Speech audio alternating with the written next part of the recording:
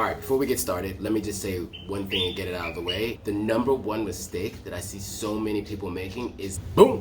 What's up, guys? Welcome back to my channel. My name is Joannis or Joe Otagwa. I'm a Sierra Leonean American living here in Accra, Ghana. And if you want to know the biggest mistake that people make here in Ghana when booking an Airbnb, then this is the video for you.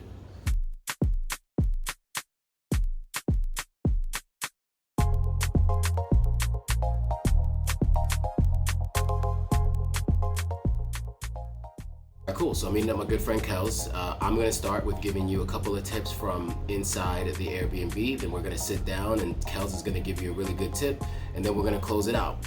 A couple quick tips, just things that you need to know before you come.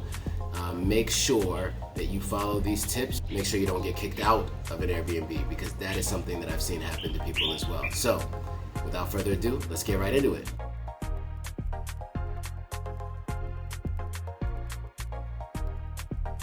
All right, before we get started, let me just say one thing and get it out of the way. The number one mistake that I see so many people making is not starting by just reading through everything. I know that it's annoying to read through everything, but you need to read through every single detail. Now, I'm gonna tell you what to look out for in this video, but I just wanted to get it out the way to begin with. That's the number one mistake that people make when coming to Ghana and booking an Airbnb, is they don't read through the entire rules and regulations of that particular Airbnb. Every country is different. Every host is different. You want to make sure that you're reading through every single thing that host writes in their rules and regulations, so you don't end up getting kicked out. So with that, let's get right into the tips. So here we go. All right, guys, I just want to give you a quick do's and don'ts when it comes to Airbnb. Number one, read the house rules. Number two, follow the house rules. Those are the two most important things when it comes to your Airbnb stay. I think with that, you won't have any issues. Make sure you know if they have an ironing board, if they have a carbon monoxide detector.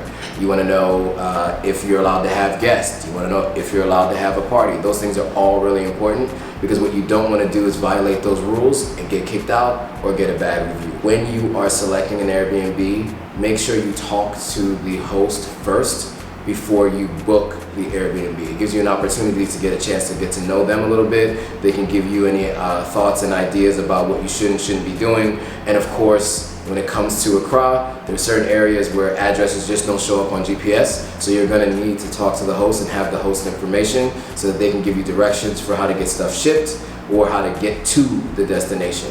So make sure you also check that there is Wi-Fi.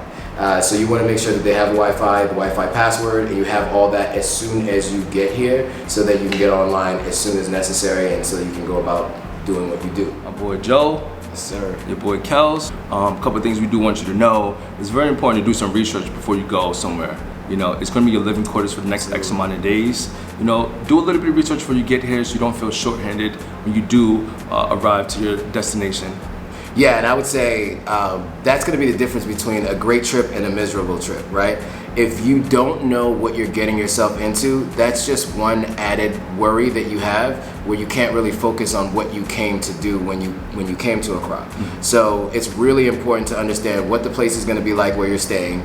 You want to choose someone who has as many 5-star reviews as possible, and also you want to choose a superhost, because that means that the platform has determined, based on the number of listings that they've had and the number of positive reviews, that this person is worthy of superhost status. And if you're a superhost, they're likely to have a place that is one that you'd want to stay in. Absolutely, guys. So with that, I think that concludes some tips on how to use an Airbnb. All right, guys, thanks for watching. Hope you found it helpful. If you did, let us know in the comments. If there's anything that you wish we talked about that we didn't, ask us in the comments, and we'll definitely let you know the answers to those questions. And if you found this helpful, share it with your friends who are planning to book an Airbnb in Ghana. I know that they'll find this helpful, so make sure that you pass this on. All right, if you like this content, go ahead and subscribe to the channel. The link to subscribe is going to be here or here, I don't know, but you'll see it, or maybe even up here. So go ahead and hit that subscribe button, and check out some of the rest of the videos on our page. All right, see you in the next video.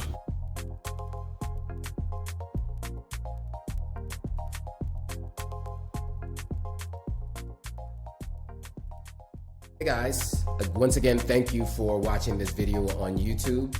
If you're anything like me and you're in the United States and you're looking for authentic African products made by Africans, then I got the website for you.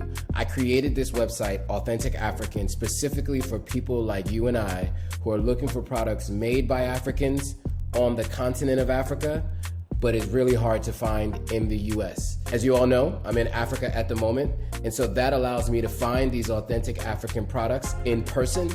But for those of you who are living in the United States for now, in the US only, and you're looking for products made in Africa, then this is the site for you. Head on over to AuthenticAfrican.com. The link is on the page right here, and it's also below in the description. All right, see you there.